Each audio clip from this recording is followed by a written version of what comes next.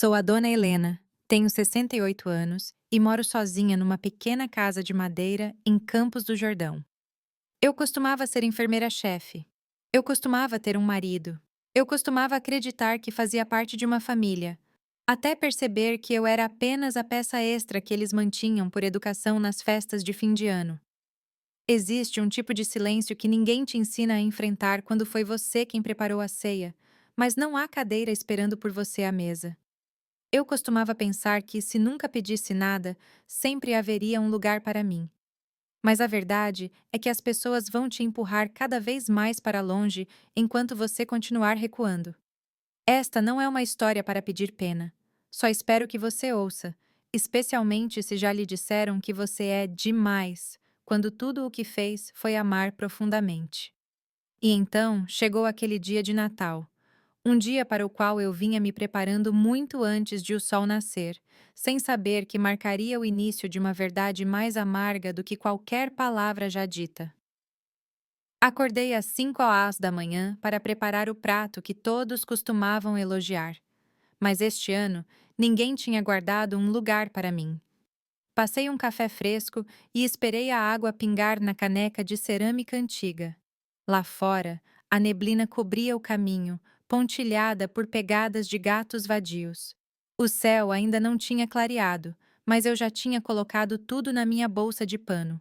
Aipo, cebola, farinha de mandioca torrada, tudo preparado na noite anterior. Cheguei à casa do Fábio às 6h15. Ninguém atendeu a porta. Tive que bater 2 vezes antes de ouvir o arrastar lento dos chinelos da Cláudia. Ela entreabriu a porta, ainda de roupão. "Você chegou cedo", disse ela secamente. Sorri e levantei a sacola. "A farofa precisa de tempo para esfriar antes de ir para a mesa." Ela assentiu e voltou para dentro sem dizer mais nada. A cozinha parecia a mesma do ano passado. Toalha de mesa de linho, o calendário pendurado na porta, o rádio tocando músicas suaves. Tirei meu casaco e o pendurei nas costas de uma cadeira. A velha tábua de cortar do João ainda estava na gaveta. Eu a tirei e lavei. Eles costumavam dizer: "Mãe, você devia comprar uma nova, essa está muito velha." Mas eu mantive. Está riscada e escurecida, mas nunca empenou. Ainda se encaixa nas minhas mãos. Comecei a picar as cebolas.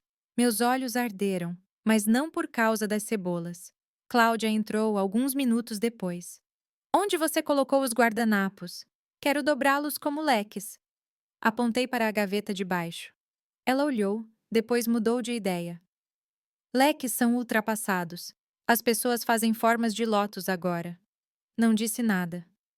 Continuei cortando o aipo em pedaços uniformes.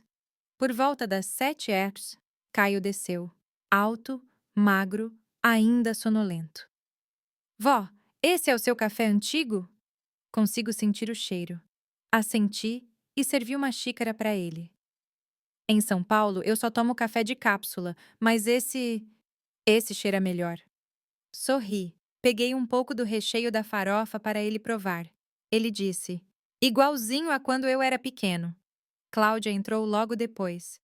"Caio, vai encontrar a Sofia no carro. A carona dela chegou." Ele se despediu e saiu. Cláudia começou a reorganizar os talheres, uma peça de cada vez. Olhei para o relógio. 7h32. O peru estava no forno. Pincelei novamente com manteiga de ervas. Fábio desceu. Camisa bege de linho, cabelo penteado para trás. "Você não precisava trazer presente para a Mariana. Ela não mantém mais contato." Virei-me para olhar para ele. "O que aconteceu?" "Ela escreveu semana passada dizendo que estaria aqui." "Ela mudou de endereço. Ninguém sabe onde. Não se preocupe com isso." Abri minha bolsa e tirei a carta antiga dela. Papel creme, tinta azul, letra inclinada. Mariana costumava ser minha aluna. Ela é jornalista agora. Na carta, ela mencionava ter entrevistado uma enfermeira idosa em Minas Gerais que falou de mim. Ela sempre lembrou como a Dona Helena a ensinou a fazer suturas. Antes que eu pudesse terminar de ler, Cláudia olhou e riu. "Quem escreve cartas hoje em dia? Temos e-mails, WhatsApp." videochamadas. Dobrei a carta suavemente nas mesmas marcas antigas. Cláudia dobrava cada guardanapo como um ritual. Entendi que ela não precisava que eu cozinhasse. Ela só precisava que eu não atrapalhasse a ordem que ela havia estabelecido. Voltei para o forno, verifiquei o peru. O cheiro de manteiga dourando subiu quente. Logo depois, Caio voltou para dentro, segurando um ramo de flores do campo, levemente úmidas da chuva.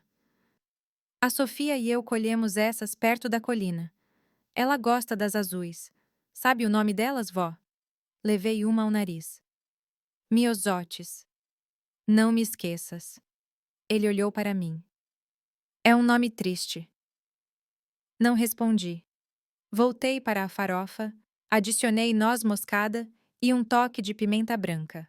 Cláudia parou atrás de mim, observando como eu misturava. Você usa muito sal. Pausei. É a mesma receita de sempre. O Fábio gosta assim. Ela não respondeu. Apenas saiu para a sala de estar. Ouvi ela dizendo para o Caio pendurar o casaco, perguntando a Sofia sobre suas opções vegetarianas. O que quer que a Sofia dissesse, Cláudia já tinha uma resposta. Pensei no que o Caio disse. É um nome triste. Eu costumava achar bonito. Um lembrete. Não me esqueça. Agora parece mais um sussurro de alguém desaparecendo lentamente de uma casa à qual costumava pertencer. Perto do meio-dia, Fábio entrou novamente. Segurava um papel, riscando itens. Depois do almoço, você pode ir para casa mais cedo? Mãe, temos nossos próprios planos para a noite de Natal. Olhei para cima, tentando ouvir se tinha entendido errado, mas ele apenas encarava a lista. Sem palavras extras, sem olhar nos olhos, sem hesitação, apenas mais uma tarefa a ser riscada. Limpei as mãos no pano de prato e fiquei parada por um momento. Depois voltei a fatiar a abóbora. A faca batia na tábua suavemente. Cada fatia parecia estar me separando de algo que eu não podia mais segurar. Servi o peru na travessa grande de porcelana, cerquei com passas, maçãs assadas, alecrim fresco. Cláudia passou e ajustou os talheres. Caio trouxe água para a mesa, depois parou. Você ainda está usando esse avental velho, vó, aquele com o girassol bordado. Alisei o tecido gasto e sorri. O João escolheu o tecido ele mesmo. Sua mãe sempre disse que era ultrapassado, disse Cláudia sem olhar. Caio olhou em volta. Não vejo nenhuma foto do vovô. Não, eu disse baixinho. Não, você não vê. Fábio chamou todos para a mesa. Lavei as mãos, servi um pouco de água e sentei na cadeira mais próxima da cozinha. À mesa, eles se serviram, conversaram sobre trabalho, o clima, São Paulo e moda. Ninguém mencionou o João. Ninguém perguntou sobre a carta. Ninguém mencionou a Mariana ou a farofa, que foi a primeira coisa a acabar. Após a refeição, Cláudia sugeriu uma foto de família. Ela posicionou todos. Fábio no meio com o braço em volta dela, Caio e Sofia à esquerda. Eu fiquei na ponta, ligeiramente inclinada para não bloquear o vaso de flores. A câmera piscou. Cláudia disse: 1, 2, sorriam. Eu sorri o suficiente. Não porque estava feliz, mas porque sabia como fazer. Então veio a sobremesa. Torta de nozes com creme. Caio perguntou se eu queria provar a vegana. Recusei.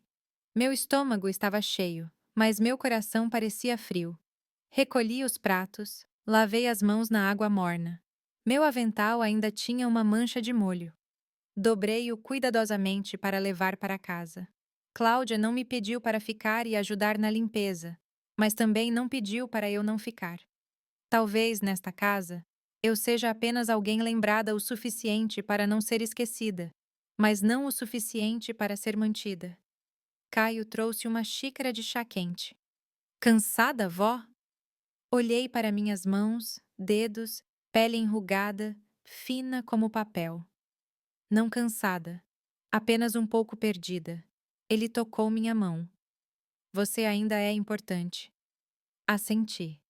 Obrigada. Mas eu sabia que ele disse isso para me confortar. Fábio se virou. Melhor ir para casa, mãe. A chuva está aumentando. Nós vamos limpar as coisas.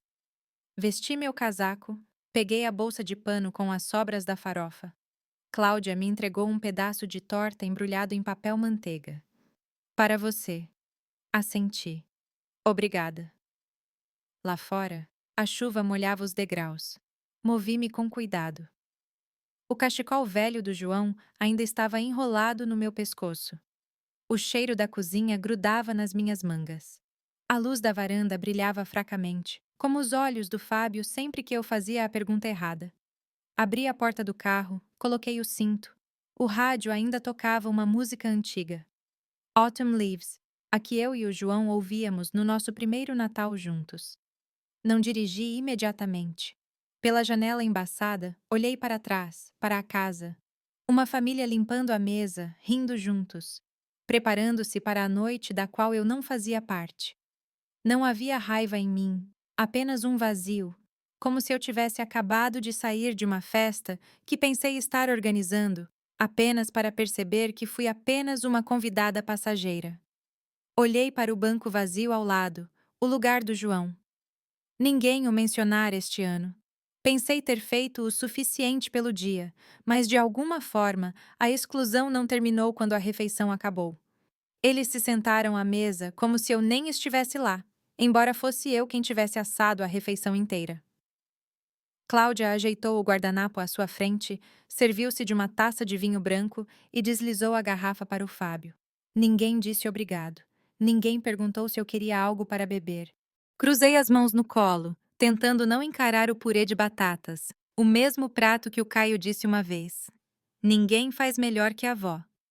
Ano passado, Cláudia tinha dito: você deveria passar a escritura do sítio para nós, para não termos que nos preocupar mais tarde. Eu ri na época, pensando que era apenas um comentário leve após o jantar. Mas agora, ouvindo-a apresentar a refeição à Sofia como nossa ceia, comecei a me perguntar quando exatamente fui empurrada para fora do círculo. Música suave tocava de uma caixa de som Bluetooth perto da janela.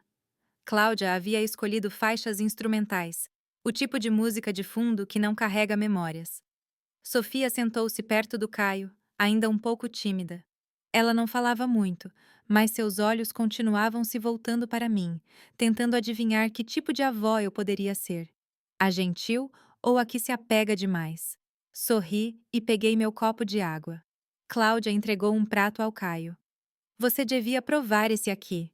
O Fábio fez especial para as crianças. Olhei para a farofa que eu tinha feito, ainda intocada no prato da Cláudia. Peguei um pouco do molho vermelho, deixando a cor brilhante me confortar. Aquela receita veio da minha mãe. Ela me disse uma vez: manter a cozinha quente significa mais do que manter suas palavras quentes. Sorri fracamente. Suponho que fiz um bom trabalho mantendo a cozinha quente. Vó, você ainda lembra dos seus dias de enfermagem? Caio virou-se para mim, voz gentil. Tenho pensado, talvez eu vá para a área da saúde. Olhei para cima. Aquela pergunta me fez sentir vista, mesmo que apenas por um momento. Lembro de alguns plantões noturnos, especialmente no inverno. Nós nos revezávamos andando pelos corredores, aquecendo bolsas de água quente para evitar que os pacientes congelassem. Uau! Cláudia cortou. Ninguém faz mais isso. Que era foi essa? Fiquei quieta, assenti levemente. Caio continuou olhando para mim, sem julgamento, sem pressa. Olhos mais parecidos com os do João do que com os do Fábio. Fábio franziu a testa enquanto virava uma fatia de torta. A propósito, mãe, sobre o sítio. Nós já cuidamos disso. Virei a cabeça, tentando ouvir claramente. Cuidaram? O que você quer dizer, querido? Quero dizer, conversamos depois. Vamos comer primeiro. Pousei meu garfo. O sítio, a nossa casa do lago, foi construída pelo João, usando o bônus de sua última promoção antes da aposentadoria. Pintamos as paredes juntos, Plantamos lavanda na janela a cada verão. Depois que ele faleceu, me mudei para lá. Foi só depois da queda que tive em 2020 que eles insistiram que eu voltasse para a cidade para podermos cuidar melhor de você. Então a campainha tocou. Fábio abriu. Natan, meu caçula, estava lá. Luvas ainda nas mãos, cabelo despenteado. Desculpe o atraso. O trânsito da Dutra estava um inferno. O jantar quase acabou, respondeu Fábio seco. Natan entrou, olhou para a mesa farta, depois deslizou para o assento ao meu lado. Ele se inclinou e sussurrou: Você ainda tem os documentos do sítio que assinou quando estava doente? Virei-me para ele. Por que está perguntando? Só checando, disse ele com um sorriso fino. Você não estava muito lúcida naquela época, estava? Ele não falou alto, mas alto o suficiente para gelar minha pele. Lembrei de cada palavra que assinei, cada página trazida à minha cabeceira. Cada palavra que o Fábio disse. É só temporário, mãe, para eu poder pagar o IPTU para a senhora. Antes que eu pudesse responder, Cláudia falou, sua voz suave. Você não mora mais lá.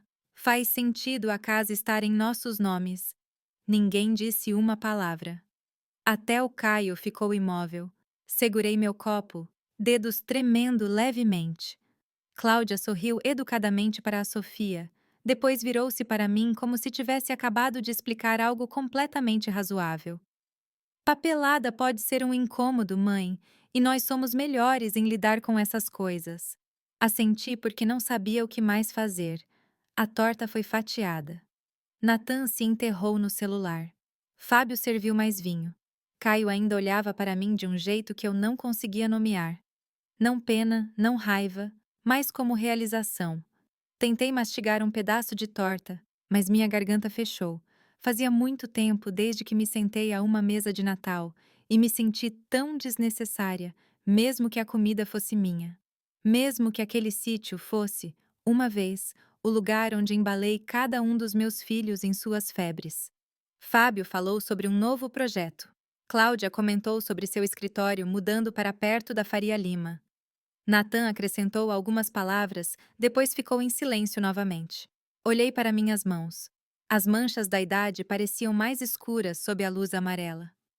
Você ainda tem seus registros médicos, mãe? Natan perguntou, tom difícil de ler. Sim, respondi, sem olhar para cima. Estão no arquivo no meu apartamento. Você não escreveu uma vez uma carta de agradecimento ao seu médico? Cláudia inclinou a cabeça.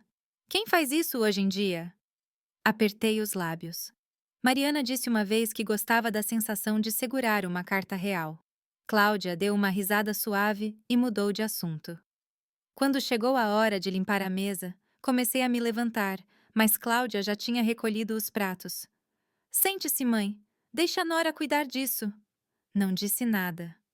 Dentro de mim, um som mau se erguia, como o fechar de uma porta por dentro.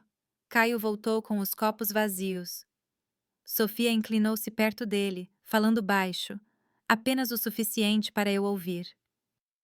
Aquela casa realmente pertencia a ela? Caio não respondeu. Seu silêncio e os olhos questionadores de Sofia pareciam um aviso silencioso. Mas eu estava cansada de ficar quieta, e o que eu temia que viesse veio mais rápido e dolorosamente do que eu imaginara. Eu disse uma coisa e fui esbofeteada pela própria pessoa que dei à luz. Criei, e uma vez acreditei que me protegeria quando eu estivesse mais fraca. O som daquela mão atingindo meu rosto ecoou agudo por uma sala já silenciosa demais. Ninguém arfou. Ninguém sequer respirou. Apenas o barulho de uma faca batendo no chão de madeira e o tombo metálico suave de uma colher caindo naquele silêncio estranho e congelado. Virei minha cabeça devagar.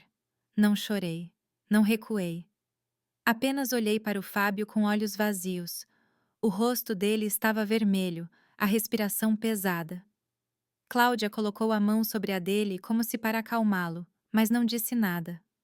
Natan franziu a testa, mas permaneceu em silêncio. Caio ficou imóvel. E Sofia?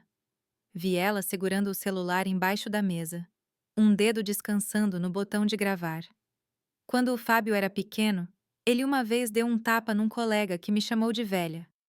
Ainda lembro do dia em que ele chegou em casa com o olho inchado do castigo da professora, mas orgulhoso. Ninguém insulta minha mãe, ele disse. Mas hoje, aquele tapa veio dele.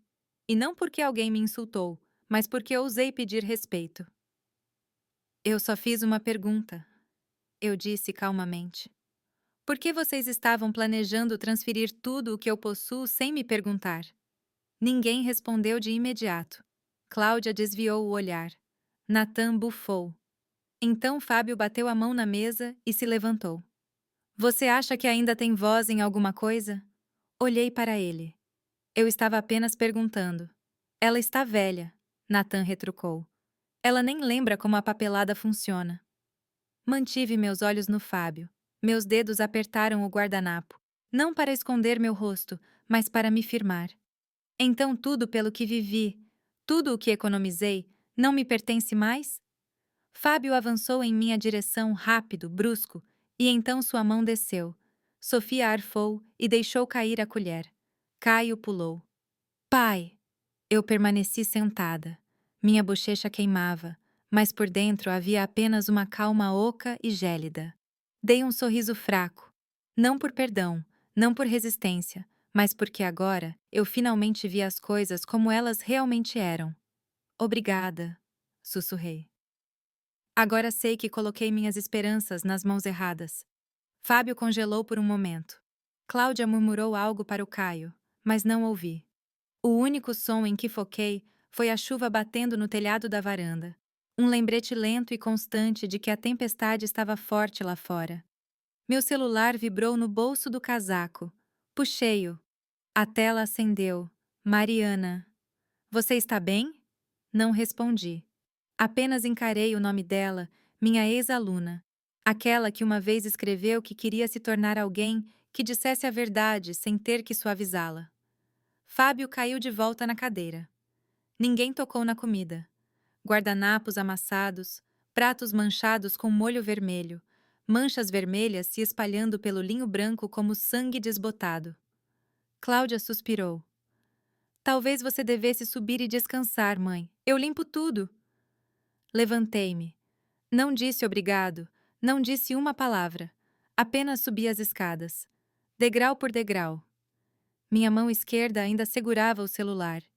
Minha bochecha direita ainda ardia. No andar de cima, a casa estava tão quieta. Podia ouvir o vento deslizar sob a moldura da janela. O quarto de hóspedes não tinha mudado. Lençóis cinza pálido e abajur velho. Uma foto de casamento do Fábio e da Cláudia na prateleira. Uma foto que eu lhes dera. Eles nunca mudaram a moldura, mas uma fina camada de poeira havia se assentado nela. Fechei a porta e sentei na beira da cama. Minhas mãos não tremiam mais. Pensei no tapa, não porque doeu, mas porque veio tão facilmente, como emoção sem peso, sem hesitação. O que mais me gelou não foi a força, mas o olhar nos olhos do Fábio enquanto o fazia. Não irritado, não em pânico, apenas certo, como se eu fosse um problema que precisava ser resolvido eficientemente. Olhei pela janela. O quintal já estava encharcado. A grama sumira, substituída por lama escura e folhas pressionadas na terra molhada. Levantei-me e caminhei até o armário de madeira na parede. A terceira gaveta tinha uma fechadura antiga, daquelas com uma chave minúscula, como o tipo que eu usava quando era enfermeira. Abri. Tudo ainda estava lá. Uma pasta de couro marrom escuro amarrada com uma fita vermelha. O cheiro de couro envelhecido e papel mexeu com algo fundo no meu peito. Coloquei a pasta na cama e desamarrei a fita. Cada papel estava em seu lugar. Cópias dos meus registros médicos de 2020, a escritura do sítio. Antes da transferência, os documentos de procuração temporária e uma carta que escrevi uma vez, mas nunca enviei, para um velho advogado amigo do João. Eu mantive este arquivo por 3 anos, não por suspeita, mas porque sabia que um dia precisaria dele. Peguei o menor pedaço de papel. Continha apenas uma linha, manuscrita. Não recue mais. Ninguém está limpando o caminho para você. Escrevi aquela frase uma noite num apartamento alugado em São José dos Campos, logo após me recuperar da queda. Fábio não tinha visitado. Natan tinha mandado mensagem. Muito ocupado. Aguenta firme, mãe. Eu entendi. Mas a partir daquele momento, comecei a coletar papéis, cópias, chamadas gravadas. Não para brigar, mas para estar pronta. O telefone vibrou novamente. Mariana escreveu: Se precisar de algo, é só dizer a palavra. Eu vou. Não respondi, mas sabia que não estava mais sozinha. Coloquei a pasta de volta, tranquei a gaveta e me levantei. No espelho, ajeitei meu colarinho. Minha bochecha ainda estava vermelha, mas meus olhos estavam mais claros do que estiveram a manhã toda. Não porque eu estava com raiva, mas porque finalmente via tudo claramente. Ao sair, vi Sofia no topo da escada. Ela não disse uma palavra, mas quando nossos olhos se encontraram, soube que ela tinha visto tudo. Desci devagar, sem pressa, apenas o assobio suave do vento lá fora, e dentro de mim, um som subindo firmemente. Não luto, não fúria, mas um plano silencioso tomando forma nota por nota. Naquela noite, não dormi. Cada peça que reuni ao longo de 3 anos havia encontrado seu lugar. Na manhã seguinte, desci as escadas, não mais a mulher a quem eles tinham se acostumado. Não a que esperava, não a que ficava em silêncio. Eu já fiquei quieta em um ano novo com lágrimas, um Natal sem presentes. Mas neste dia, eu trazia comigo uma pasta que poderia silenciar uma sala inteira. A sala de estar ainda mantinha o cheiro de pernil e glacê de uma cozinha que ninguém tinha terminado de limpar. A TV estava ligada transmitindo notícias sobre tempestades varrendo o leste do estado. Mapas cinza-azulados enchiam a tela, mas ninguém estava assistindo. Desci as escadas, segurando a pasta de couro marrom, a única coisa naquela casa que tinha algum peso real. Fábio estava sentado rolando o feed do celular, desfocado. Natan estava discutindo aos sussurros com a Cláudia. Caio segurava um copo de água. Ele não estava bebendo. Sofia olhou para mim e desta vez não era pena em seus olhos. Não era confusão. Era o olhar de alguém que sabia que algo estava prestes a acontecer. Fiquei no centro da sala e disse calmamente: Preciso falar. Ninguém respondeu. Mas ninguém saiu. Coloquei a pasta na mesa de centro, abri e dispus cada papel como peças de xadrez. A escritura do sítio, uma carta de um advogado datada de 2020, um documento certificando minha competência legal, e-mails da firma de gestão de ativos, cada página clara, carimbada, assinada. Eu tinha preparado isso em silêncio por 3 anos. O sítio ainda está no meu nome, eu disse. E vai continuar assim até eu morrer ou decidir o contrário. Natan levantou-se, deu um passo em minha direção, mão estendida. Mãe, deixa a gente pelo menos olhar os papéis. Caio entrou na frente. Ele não levantou a voz, simplesmente disse: Deixe ela terminar. Cláudia recuou para o canto, telefone pressionado na orelha. Ela sabe. Pare de ligar. Me espere lá fora. Ignorei tudo. Na minha mão, segurei a página final, uma carta da Mariana, assinada confirmando a reunião de amanhã com um jornalista de um jornal independente. Ela vem aqui com uma câmera e não vem sozinha. Fábio bufou. Você vai mesmo arrastar a família para a mídia? Não respondi. Olhei ao redor da sala, a mesma sala onde eu costumava cozinhar, limpar molduras, pendurar meias e ouvir que estava fazendo algazarra. Passei anos demais acreditando em palavras suaves que não significavam nada. Eu caí da escada, eu disse. Em 2020, passei mais de 10 dias no hospital. Ninguém veio. Só a Mariana, uma ex-aluna que veio do Rio de Janeiro. Ela trouxe maçãs e perguntou apenas uma coisa: Você tem alguém cuidando de você? Ninguém respondeu, mas vi o olhar de Caio suavizar. Natan baixou os olhos. Eu não precisava que falassem. Não agora. Sentei-me pela primeira vez a noite toda e falei devagar, deliberadamente. Estabeleci um fundo privado, e se alguém tentar me interditar, fiquem à vontade para tentar. Fábio olhou para mim, mas desta vez não havia desprezo em seus olhos, nem certeza, apenas dúvida, talvez até medo. Ninguém disse nada depois disso. Fábio ficou congelado. Ele não olhava para a pasta, como se ela tivesse cortado direto através de cada cálculo que ele tinha feito. Cláudia estava no canto, telefone ainda na mão, mas não mais ligando. Natan andava de um lado para o outro, murmurando algo sobre não haver lei que a deixasse fazer isso sem avisá-los. Calmamente recolhi os papéis, empilhei-os de volta na pasta de couro. Sem pressa, sem desafio, mas minhas mãos estavam firmes agora. Você vai mesmo tornar isso público? Cláudia perguntou, voz fina. Olhei para ela. Só estou compartilhando o que é meu. Tenho o direito de decidir minha própria vida? Caio saiu de seu canto.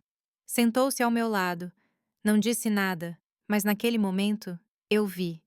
O olhar em seus olhos não era mais de criança. Era de homem.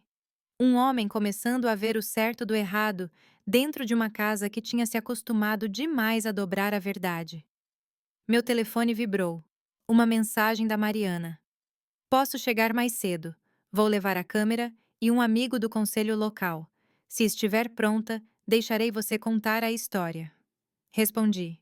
Estou pronta. Então, olhei para cima e pela primeira vez naquela noite encontrei os olhos do Fábio. Fiquei em silêncio tempo suficiente. Não porque eu fosse fraca, mas porque eu ainda acreditava. Acreditava que um dia meus filhos entenderiam. Mas se eu continuar acreditando, não terei nada sobrando para segurar para mim mesma. Fábio me encarou. Sem raiva, mas sem confiança também. Ele se levantou, deu um passo para trás e não disse nada. Sofia falou, mal um sussurro. Acho que gravei a coisa toda. Todos se viraram para ela. Ela ainda estava sentada no canto, telefone na mão, tela brilhando suavemente. Sua voz não era alta, mas cortou a tensão como um vento claro. Fábio virou os olhos, fixando no filho, depois mudando para a Sofia. E por um breve momento, vi algo piscar nele. Não fúria, mas a realização de que tinha perdido algo que não podia recuperar: controle. Pela primeira vez a noite toda, vi Fábio, o filho que achava que tinha planejado cada movimento, não mais seguro de si mesmo. Na manhã seguinte, deixei aquela casa carregando minha pasta e uma resolução mais clara do que nunca. Eu sabia que não estava sozinha. E sabia que não precisava mais lutar pelas regras deles. Eu não tinha um advogado ao meu lado naquele momento. Eu tinha diários de evidências e uma pasta de couro que mantive selada por 3 anos. O escritório de advocacia da doutora Denise em São José dos Campos cheirava levemente a chá de canela. Na mesa, uma xícara de porcelana antiga ainda soltava vapor ao lado de uma pilha de papéis. Denise estava na casa dos 50, cabelos grisalhos, voz calma. Ela nunca me interrompeu. Vamos protocolar a resposta amanhã de manhã, disse ela. Já contatei o cartório e, com base neste arquivo... Ela bateu um dedo nos documentos que lhe entreguei. Eles não têm direito de pedir controle a menos que provem que a senhora está legalmente incapacitada. Não disse uma palavra, apenas assenti. Sofia tinha enviado a gravação de áudio naquela mesma noite. Caio tinha escrito uma declaração assinada, incluindo fotos da cozinha daquela noite. Pedi a Mariana para imprimir o rascunho de seu artigo. Eu não tinha lido na íntegra ainda, só vi o título: Mãe no Limite. Vamos precisar de um extrato do banco, acrescentou Denise. Um registro de saques dos últimos 6 meses. Alcancei minha bolsa de pano e tirei um envelope fino. Aqui. Visitei o banco semana passada. Eles me deram um extrato completo e a Cláudia disse uma vez que guardaria uma parte do meu dinheiro quando eu tivesse alta. Denise abriu o envelope. Sua expressão não mudou. A senhora vem preparando isso há um tempo. 3 anos, eu disse. Desde a primeira vez que me disseram: Mãe, não vá fazer compras sozinha, é perigoso. Naquela tarde voltei para o sítio, a casa que ainda tinha meu nome na escritura, apesar do que eles acreditavam. O céu estava nublado. Um policial estava no portão da frente exatamente como solicitei através do escritório da Denise, não porque estivesse com medo, mas porque queria uma testemunha se fosse necessário. Mariana chegou às 3 horas. Estava mais magra do que nas fotos, cabelo preso, óculos redondos no nariz. Com ela veio um homem de meia idade, membro do conselho da cidade. A senhora quer que eu grave isso? Mariana perguntou. Posso fazer só áudio se não estiver confortável. Balancei a cabeça. Faça do seu jeito, só não enfeite nada. Não vou, disse ela. Sentamos na sala de estar. Reabri a pasta, coloquei tudo à mostra organizadamente. Contratos, cartas manuscritas, fotos, até a gravação da Cláudia repreendendo a Sofia na cozinha por deixar o Caio se envolver em assuntos de adultos. Mariana escrevia em silêncio. Ela fez apenas 3 perguntas, e quando respondi, não falei com a voz de uma mãe traída. Falei com a voz de alguém que se acostumou a não ser acreditada e que desta vez trouxe provas. No final da tarde, Mariana desligou o gravador. Olhou para mim por um momento, depois assentiu. O artigo será revisado em 3 dias, mas honestamente, acho que só a manchete já é suficiente para fazer algumas pessoas pensarem 2 vezes. Não respondi. Apenas olhei pela janela. A chuva tinha começado a cair de novo. Na manhã seguinte, Denise me acompanhou ao tribunal. A sala era pequena, painéis de madeira escura, cheiro de polidor velho. Poucas pessoas, apenas alguns funcionários e 3 pessoas que um dia chamei de família.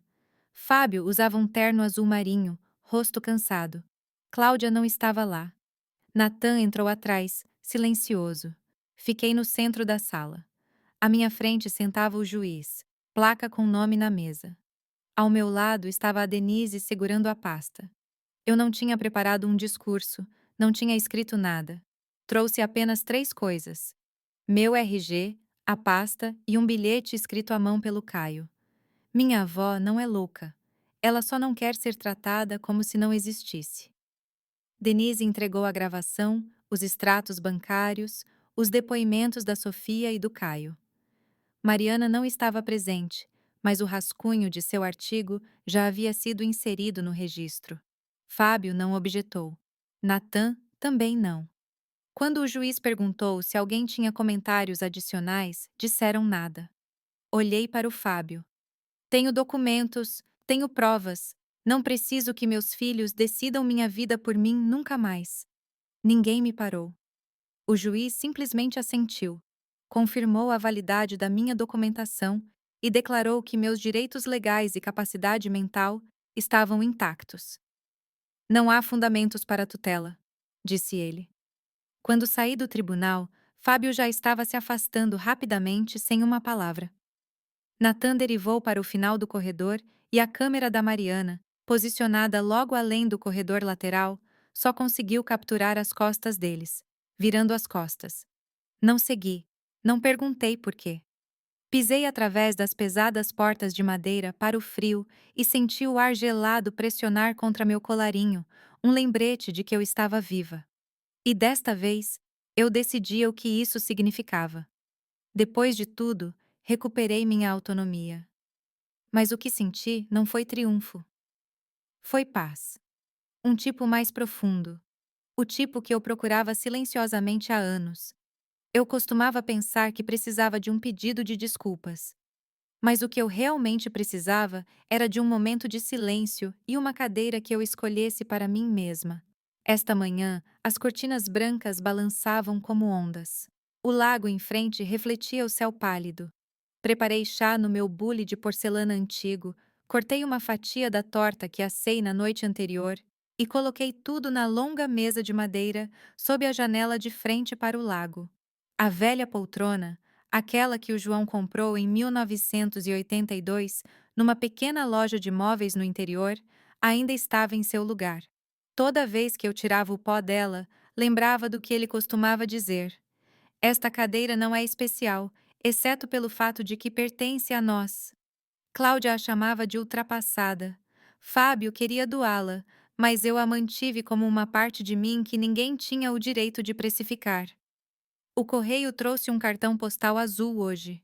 Manuscrito, letra cuidadosa. Letra do Caio. Vó, escolhi sociologia. A maior lição da minha vida veio da senhora.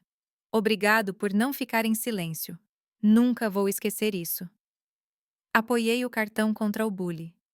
Não li de novo. Não precisava. Mariana chegou às 9. Carregava uma grande bolsa de lona com uma caixa de som Bluetooth, alguns livros e uma cópia impressa de seu artigo, aquele que saiu na primeira página semana passada. O título: A Cadeira Esquecida. Histórias de mães empurradas ao limite. Não perguntei quantas pessoas leram. Não perguntei se o Fábio viu. O que importava já estava na minha frente. Mariana, um círculo de 6 mulheres sentadas no quintal, e a luz do sol filtrando pelas folhas da árvore no pátio de tijolos. Maria, uma ex-escrivã, agora usava cabelos prateados e óculos de leitura. Ao lado dela estava Roberta, divorciada aos 55. Duas outras tinham se mudado recentemente para a cidade depois de se aposentar. Ninguém perguntou por que alguém estava lá. Ninguém exigiu histórias, mas quando comecei, elas ouviram. Ninguém checou a hora. Não falei muito, apenas compartilhei alguns momentos da noite de Natal, o som da faca batendo no chão, a pasta que mantive trancada por 3 anos e o sorriso que dei ao meu filho logo após o tapa. Mariana leu a linha de abertura de seu artigo. Sua voz tremia ligeiramente. Dizem que uma mãe é a fundação de uma família, mas fundações racham, e quando ninguém olha para baixo, podem colapsar sem aviso. O grupo ficou em silêncio. Assenti, não certa se para as palavras ou para mim mesma. De qualquer forma, eu tinha sobrevivido à tempestade, e agora estava aqui numa casa que ninguém mais queria tirar. Após a leitura, Mariana ficou para me ajudar a limpar a mesa. Não falamos muito, apenas dobramos guardanapos, enxaguamos pratos e deixamos o silêncio assentar gentilmente entre nós. Servi mais chá em 2 xícaras pequenas. Elas não combinavam, mas ambas estavam inteiras. Mariana olhou para mim como se fosse dizer algo, depois apenas sorriu. Quando escrevi aquela peça, disse ela, achei que as pessoas reagiriam mal. Mas o que me surpreendeu foi quantas escreveram para dizer obrigado. Assenti. Uma mulher do sul, continuou ela, disse: achei que eu fosse a única que se sentia invisível. Eu não tinha certeza se me sentia triste ou aliviada. Nós, as mães silenciosas, nunca estivemos sozinhas, apenas espalhadas. Cada uma de nós sentada na ponta de uma mesa, acreditando que a paciência algum dia seria compreendida. Nem todos me traíram, e nem todos precisam de perdão. Caio, o menino que uma vez segurou minha mão no ponto de ônibus, tinha crescido e escolheu ficar na luz. Mariana, a ex-aluna que uma vez me mandou postais do Rio, tinha se tornado a voz para aqueles que nunca eram ouvidos. Cláudia, Fábio, Natan. Eu não digo mais os nomes deles. Não por raiva, mas porque não preciso. Não preciso estar na vida deles para me sentir inteira na minha. Naquela tarde, tirei o pó da estante, reorganizei fotos antigas. Algumas eu guardei, algumas deixei à vista. Tudo no sítio agora era escolhido por mim. Na mesa estava um diário encadernado em couro que comprei ano passado. A primeira página ainda estava em branco. Abri e escrevi uma única linha. Hoje começo a viver sem esperar permissão. Não um começo barulhento, mas o suficiente para saber que não preciso mais de um lugar na mesa de outra pessoa para sentir que pertenço. Desliguei o rádio. Não precisava mais de músicas antigas para preencher o silêncio. Coloquei o bule numa bandeja de madeira, dobrei uma manta leve e pisei na varanda. A torta tinha esfriado. A brisa roçava o lago, entrava pela janela aberta desde a manhã. Sentei na velha poltrona ao lado da janela, de frente para a água. A luz do sol da tarde derramava sobre minha manga. Nenhum telefone tocou, ninguém bateu, e me senti em paz. Existem jantares que você passa o dia todo cozinhando só para perceber que não há lugar à mesa para você. Eu costumava acreditar que sacrifício era amor. Que se eu ficasse quieta tempo suficiente, eles entenderiam. Mas aprendi isto. Se você não se valorizar, até as pessoas mais próximas a você podem virar as costas. Como uma velha poltrona, que uma vez manteve a casa quente o inverno todo. Mas quando ninguém mais sente frio, ela é silenciosamente empurrada para um canto. Se esta história toca algo em você, tire um momento para olhar ao redor.